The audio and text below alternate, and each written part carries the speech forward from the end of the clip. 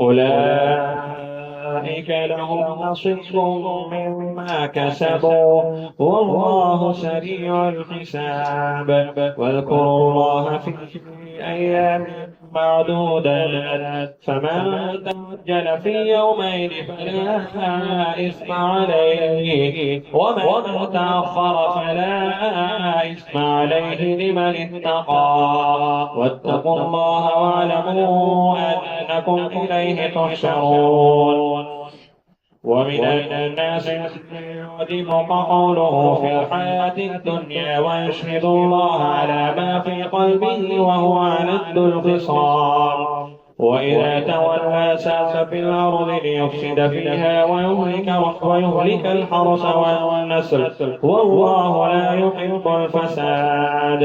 وإذا قيل له اتق الله أخذته العزة بالإثم فحسبه جهنم ولبئس المهاد. ومن الناس من يشري نفسه ابتغاء مرضات الله والله رؤوف بالعباد.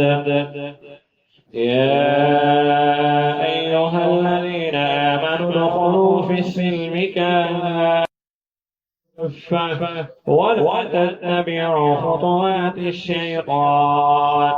إنه لكم عدو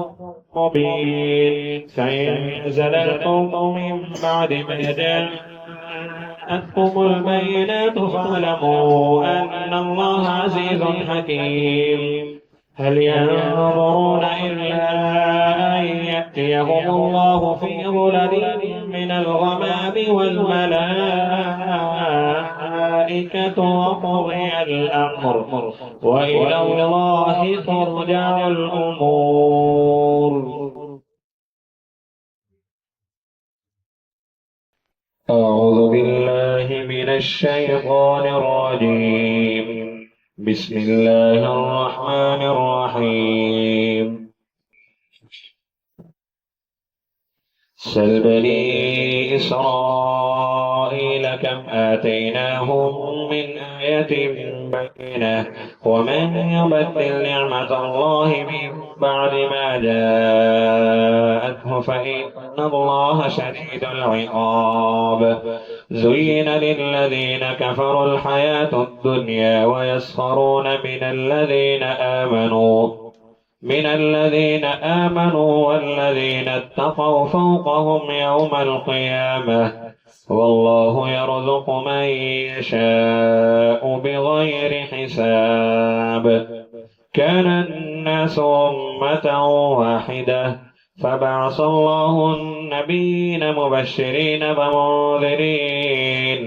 ومنذرين وأنزل معهم الكتاب بالحق ليحكم بين الناس فيما اختلفوا فيه وما اختلف فيه إلا الذين أوتوه من بعد ما جاءتهم البينات بغيا بينهم فهدى الله الذين آمنوا لما اختلفوا فيه من الحق بإذنه والله يهدي من يشاء إلى صراط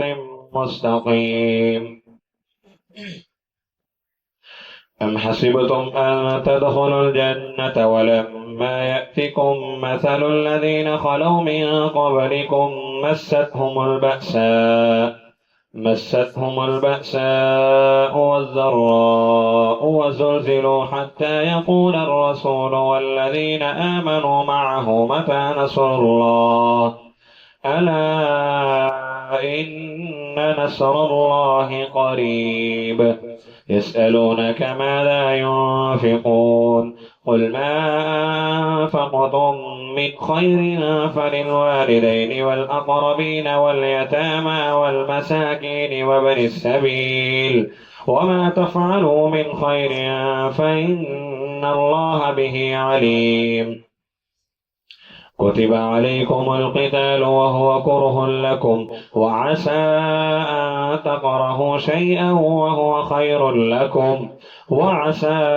أن تحبوا شيئا وهو شر لكم والله يعلم وأنتم تعلمون.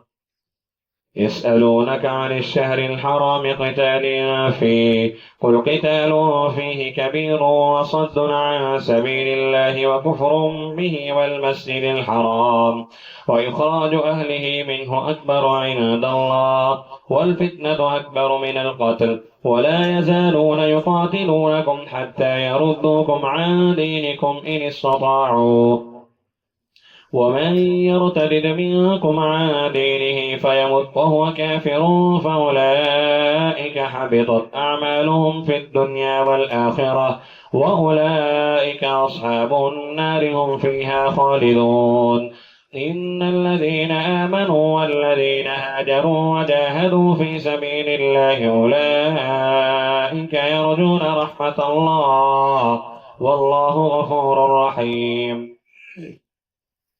يسألونك عن الخمر والميسر قل فيهما إثم كبير ومنافع للناس وإثمهما أكبر من نفعهما ويسألونك ماذا ينفقون قل العفو كذلك يبين الله لكم الآيات لعلكم تتفكرون في الدنيا والآخرة ويسألونك عن اليتامى قل إصلاح لهم خير وإن تخالطوهم فإخوانكم والله يعلم المفسد من المصلح ولو شاء الله لأعنتكم إن الله عزيز حكيم ولا تنكحوا المشركات حتى يؤمن ولأمة مؤمنة خير من مشركة ولو أعجبتكم ولا تنكحوا المشركين حتى يؤمنوا ولعبد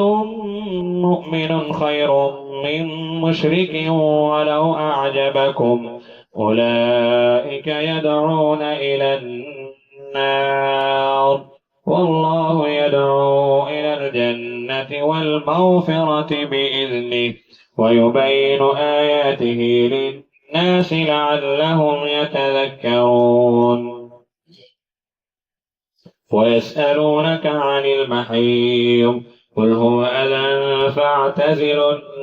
النساء في المحيض ولا تقربوهن حتى يطهرن فإذا تطهرن فأتوهن من حيث أمركم الله إن الله يحب التوابين ويحب المتطهرين نساؤكم حرث لكم فأتوا حرثكم أنى شئتم وقدموا لأنفسكم واتقوا الله واعلموا أنكم ملاقوا وبشر المؤمنين ولا تجعلوا الله عرضة لأيمانكم أن تبروا وتتقوا وتصلحوا بين الناس والله سميع عليم لا يؤاخذكم الله باللغو في أيمانكم ولكن يؤاخذكم بما كسبت قلوبكم والله غفور حليم للذين يؤلون من نسائهم تربص 4 أشهر فإن فاءوا فإن الله غفور رحيم وإن عزموا الطلاق فإن الله سميع عليم والمطلقات يتربصن بأنفسهن 3 قروء ولا يحل لهن أن يكتمن ما خلق الله في أرحامهن إن كن يؤمن بالله واليوم الآخر وبعولتهن أحق بردهن في ذلك إن أرادوا إصلاحا ولهن مثل الذي عليهن بالمعروف وللرجال عليهن درجة والله عزيز حكيم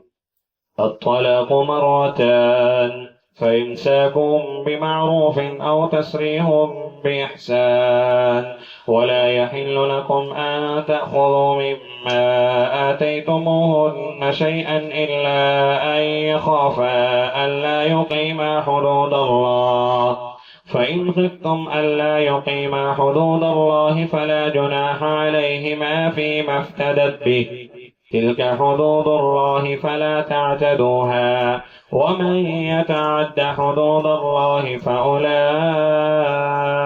هم الظالمون فإن طلقها فلا تحل له من بعد حتى تنكح زوجا غيره فإن طلقها فلا جناح عليهما أن يتراجعا إن ظنا أن يقيما حدود الله وتلك حدود الله يبينها لقوم يعلمون وإذا طلقتم النساء فبلغن أجلهن فأمسكوهن بمعروف أو سرحوهن بمعروف ولا تمسكوهن ضرارا لتعتدوا ومن يفعل ذلك فقد ظلم نفسه ولا تتخذوا آيات الله هزوا واذكروا نعمة الله عليكم وما أنزل عليكم من الكتاب والحكمة يعظكم به واتقوا الله واعلموا أن الله بكل شيء عليم